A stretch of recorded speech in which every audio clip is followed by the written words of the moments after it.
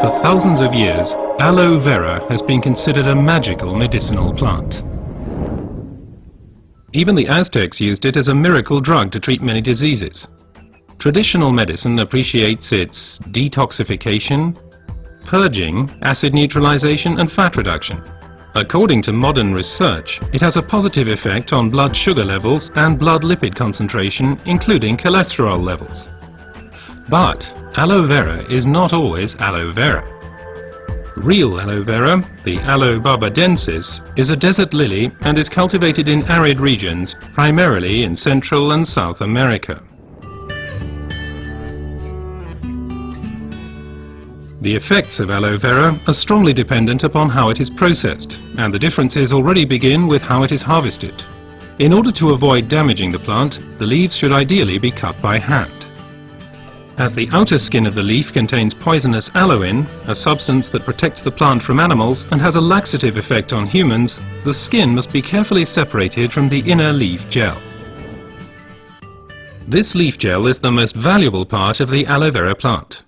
The gel has been proven to contain over 150 vital substances, such as vitamins, enzymes, polysaccharides and trace elements.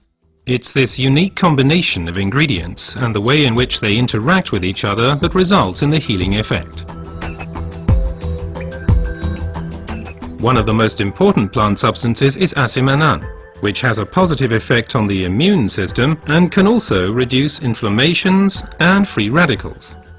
The result, the oxygen supply improves. Let's take a closer look at this fact. Blood is supplied with oxygen in the lungs and then transports it via the blood vessels into the cells. The large blood vessels branch out, becoming smaller and smaller, until they turn into tiny capillaries. Capillaries, by the way, are the smallest blood vessels. This is where the oxygen passes over from the blood vessels into the cells.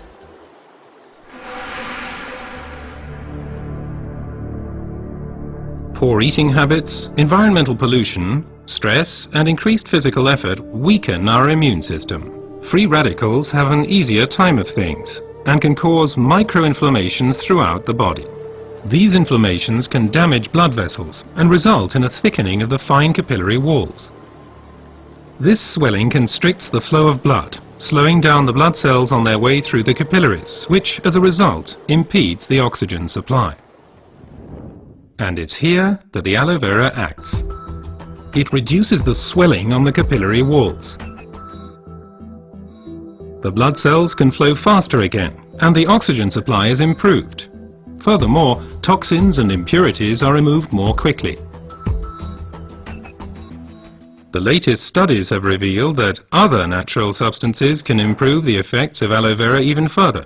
These substances primarily include silicon, but they also include evening primrose and alkaline minerals. But first let's look at silicon a bit more closely.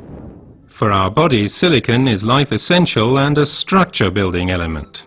We already know it as quartz sand, as it occurs in stones and cement. In the body, silicon is there to stabilize our human tissue. As a supportive element, it strengthens bones, hair, nails, connective tissues, and also the walls of our capillaries. As we grow older, the capillary walls have a tendency to lose their form and resilience. They can literally collapse, interrupting the blood flow. At the worst, this can lead to a stroke or a heart attack.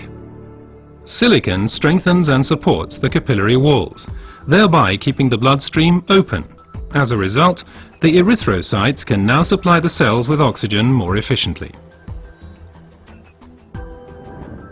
Silicon in its original form as quartz sand cannot be absorbed at all by the human body. Alternatives can, however, be found in nature. An ideal plant-based source is the stinging nettle. It is rich in natural silicon, which can be better absorbed by humans.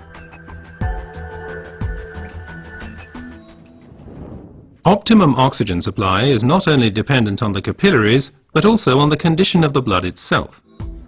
Only when blood is liquid enough can it pass through the narrow capillaries. For improving flow properties of blood, we have evening primrose with its polyunsaturated fatty acids and basic alkaline minerals. Polyunsaturated fatty acids make the blood thinner. They prevent the conglutination or sticking together of blood cells and thereby stop clotting of the blood. Alkaline minerals support the elasticity of the red blood cells, thus helping them to pass through the tiny capillaries more smoothly. Both help to increase the blood's rate of flow and thus contribute to maintaining an optimum oxygen supply. So let's review the main points again. The supply of oxygen to our cells is a vital prerequisite for our overall health and also helps to safeguard us against serious illnesses. Aloe vera, with its decongestant effect, improves the oxygen supply. Silicon strengthens the vessel walls and keeps the bloodstream open. Reinforcement comes from evening primrose and basic alkaline minerals. What traditional medicine has known for a long time has now also been confirmed by modern research.